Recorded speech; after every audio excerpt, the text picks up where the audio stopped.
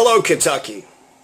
Right now I want to talk about my educational policy. Okay, so currently 50% of Frankfort's budget goes towards K through 12 spending and the college. 50% of the budget goes through K through 12 and college. And yet 2 out of 5 Kentuckians read at a kindergarten level. All the Republican candidates are talking about austerity measures. They're talking about cutting government spending. And where's those cuts going to come from? They're going to come after K through 12 and college spending. My policy would be to keep all the spending levels for K through 12 and college the exact same. There would be no cuts. We need to protect our educational institutions. And while public education can be better, I believe in universal education. It's the 100% compliance principle that needs to change. And if vouchers and charter schools can force general public education to up their game, I don't see a problem with that. Also, by allowing a pathway for charter schools to develop, we would get more funds from the federal government's race to the top competition. To get millions more, all Kentucky needs is just to design a pathway for charter schools. Make it as hard as you can. But if we had that pathway, we get millions more. And vouchers, the voucher system is where the parents get the check from Frankfort directly, and then the parents get to choose where they want to spend that check. Do they want to go to private, public? Do they want to go to charter? Do they want, and so, that increases parental choice. And through that increased competition, public schools will up their game. Right now, poor schools, even poor schools in Kentucky, say like Barberville, they get about $8,000 to $9,000 per pupil. $8,000 to $9,000. And then rich schools like Anchorage get $18,000 to $19,000. There's some private schools that only operate on a $1,000 to $2,000 tuition. And even Democratic schools like Sudbury Model Schools only cost about $5,000. The state would save money and vouchers would increase the parental choice. And again, the increased competition would force public schools to up their game, or else they'll lose students and therefore state money. So imagine, if a Sudbury Model Schools only costs $5,000, you could send your kid to private school. You could get a private school education for half the cost. Or, you can look for, I guess if you want expensive colleges or expensive schools too, you could do that too. $18,000. Every student in Anchorage gets $18,000 to go to school in Anchorage. $18,000. So education was historically considered a great equalizer in American society, capable of lifting up less advantaged children and improving their chances as success for adults. But many studies are showing how American public education doesn't help the poor at all. This is class warfare. The best indication of your success in life isn't about the amount of education that you get, but it's primarily based on how rich your parents are and how strong of a family you have. A massive study published in the summer of 2014 by the Johns Hopkins University showed that the kids who got a better start because their parents were married and working ended up better off. Most of the poor kids from single-parent families stayed poor. The Johns Hopkins University study was a massive study. They followed nearly 800 kids in Baltimore from the first grade until their late 20s. So this is, nearly 20-year research. And just 33 children out of the 800 kids moved from the low income to the high income bracket. Only 33 kids, only 33 of the poor people was able to move up. And a similarly small number born into low income families had college degrees by the time they turned 28. Now, in the analysis of long-term data published in recent months, researchers are finding that while the achievement gap between white and black students have narrowed significantly over the past few decades, the gap between rich and poor students have grown substantially during the same period. Another study that found that the gap in standardized test scores between affluent and low-income students had grown by about 40% since the 1960s and is now double the testing gap between blacks and whites.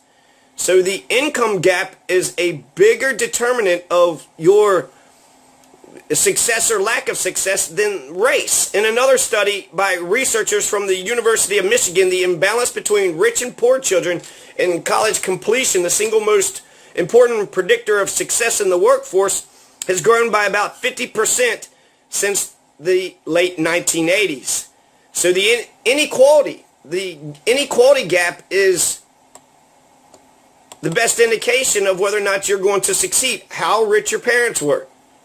Education should increase our social mobility, but it's not.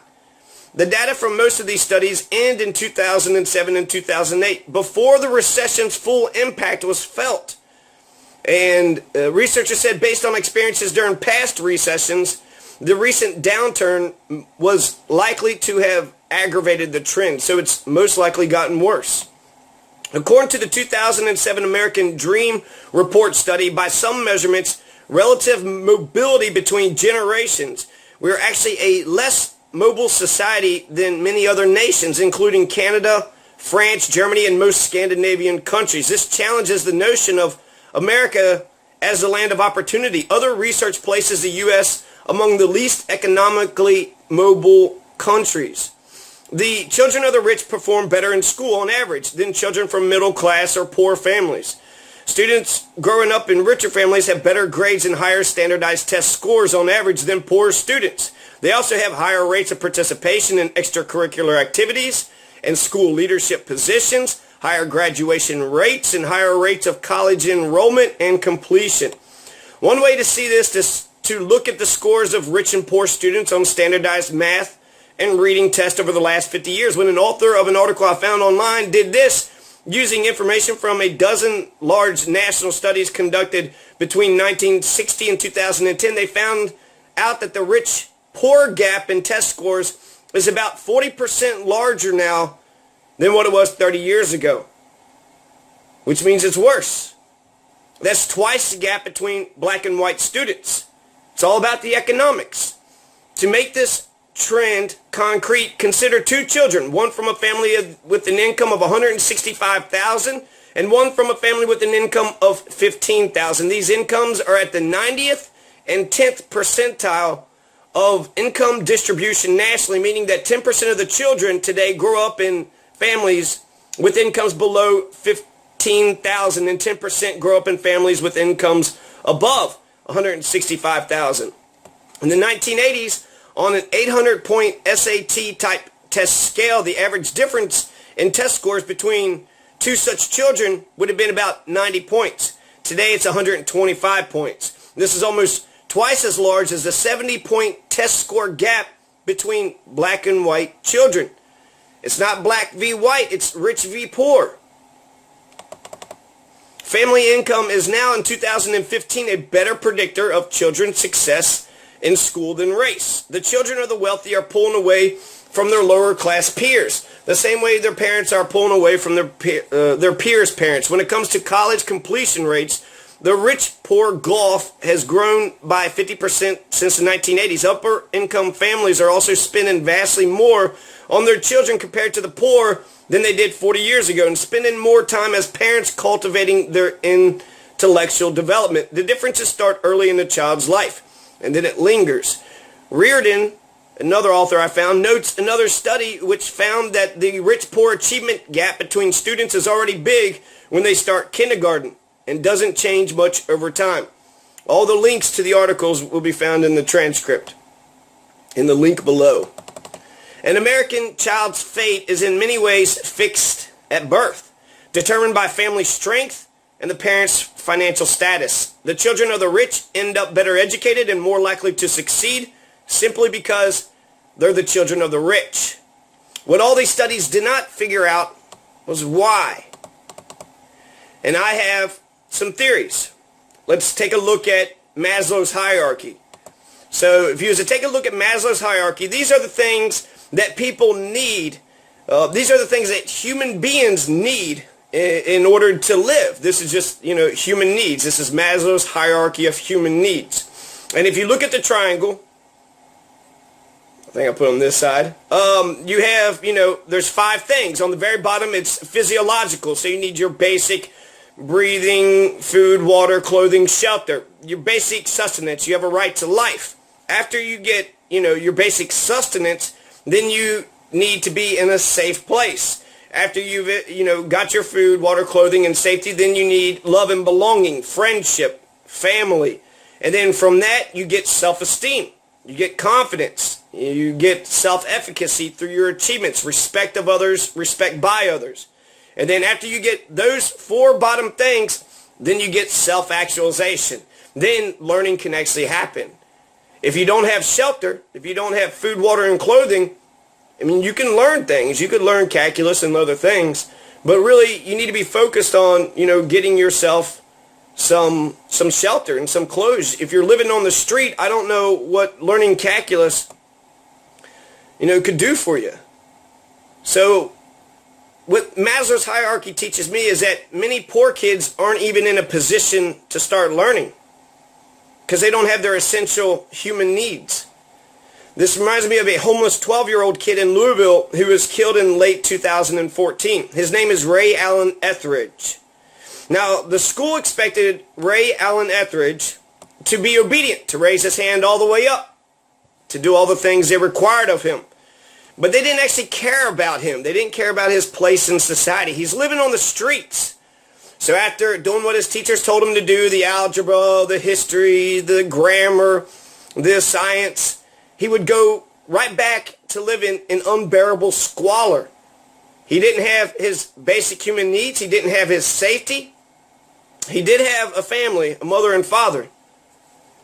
But without the safety, eventually some crazy person wound up killing him. And he died, 12 years old. So the Jefferson County Public School was expecting him to be self-actualized before he had met his basic human needs. And basic human needs are required prerequisites before learning the material. Before you can become self-actualized, you need, four other categories met. Self-esteem, love and belonging, safety, food, water, clothing, shelter. Schools, since they're usually in the center of the community, should be responsible for helping to lift that entire community up. And they should be held accountable for the success of the students after they leave the school. School shouldn't be a separate reality from your community. It should be consistent. And if education isn't helping us, then why do we waste 19 years on it? In fact, just scrolling through my Facebook feed, I find so many fascinating arguments, so many things that I want to study and read more about. I actually get a better education than anything Spalding University ever taught me. And that's how graduate schools are treating full-grown adults who already know themselves and have some kind of agency. And if they're treating adults like this, the children don't have a chance in hell. Education should be for liberation, not oppression. And right now there's 10,000 homeless children living on the streets of Louisville. 1 out of 4 children in Kentucky, out of all the children in Kentucky, are poor. Kentucky is one of the poorest nations in the state. Poverty has plagued Kentucky since its inception. And if the poverty of the parents or the wealth of the parents is any indication of how the children are going to do, the children of the poor are going to be poor. The rich get richer, the poor get poor. Young people have the capacity of being leaders today, starting right now. And when a young person has been practicing being independent, being in leadership roles, they have been prepared perfectly for when they become adults. They're ready for the real world. They're ready to engage in those leadership positions and to making independent choices. But right now, we're asking our students, to just petty things. They must raise their hands, not halfway, all the way up, in order to be called on if they want to go to the bathroom. Oh, you want to go to the bathroom? You got to be called on in order to go to the bathroom. Their humanity is being micromanaged out of existence. And then as soon as they graduate, we expect them to sign large college loans, to make important life decisions, or to go off and die in wars for empire, conquest, and oil. Jack Andraka, who is now 18 years old, is an American inventor, scientist, and cancer researcher. He is known for his work in developing a new, rapid, inexpensive, and patent-pending method to detect an increase of a protein that indicates the presence of pancreatic, ovarian, and lung cancer during their early stages. He's 18 years old now. He was able to come up with this new method to detect the increase of a protein that indicates the presence of pancreatic, ovarian, and lung cancer during their early stages. He's revolutionized how we look at cancer. And he did that before he was an adult. 11-year-old Boffin Romarni Wilfred actually scored higher on his IQ exam than Stephen Hawking, Bill Gates, and Albert Einstein in August 2014. Another reason for why poor kids aren't being helped by education, and another reason is because education isn't designed to strengthen one to be the best that they can be. It was designed in order for citizens to be compliant to the state. It was designed to force your compliance and obedience and capitulation. Right now, America has a three-tiered Prussian industrial education system, which was started by Horace Mann, the father of American education, the father of American common schools. Horace Mann went to Prussia, liked what he saw, came back to America, and adopted all the Prussian education system for America. Every bit of it. So the teacher training schools and the universities and the hierarchy, vocational schools, the study of psychology, kindergarten. That's a German word. Germans are the ones that brought kindergarten. In Prussia, it was the Germany of yesterday. So that's what America's education today is based on, the Prussian model. The Prussian model of education is that all students of Prussia must love Prussia. That's the point of getting them to be obedient. It was being ruled by the king. You got to be obedient to the civil servants, to the government workers, to the police, to the king, as soldiers or as servants. 80% of the population will learn a rudimentary education, reading, writing, arithmetic, and that's it. And obedience. They'll be obedient. That's all that will be expected of them. That's for the Volksschule. Now, you can't have a society with just a bunch of sort of rudimentarily educated folks. So you need your professionals. You need scientists. You need doctors. You need engineers.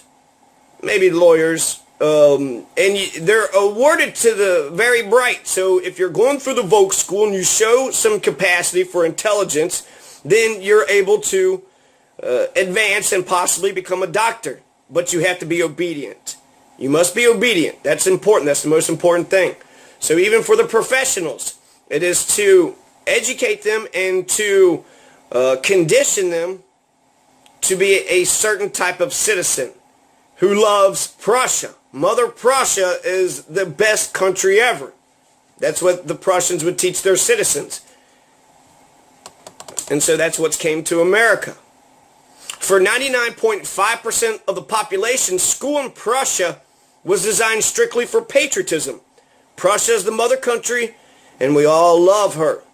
But for the top 1.5%, they actually need to know what's going on. They actually get a real education. They're going to be the captains of industry and the kings and the rulers of everybody else. So for the top 1.5% of the rich and for the kings, the children of the kings and queens, since Prussia was a monarchy, they will read much, they'll read a ton, they'll debate, they'll argue their points, they'll discover knowledge on their own and go towards what interests them the most. They'll be educated with the best of the best, so that way smart people will be challenging other smart people, and then they will become the best oppressors the world has ever seen.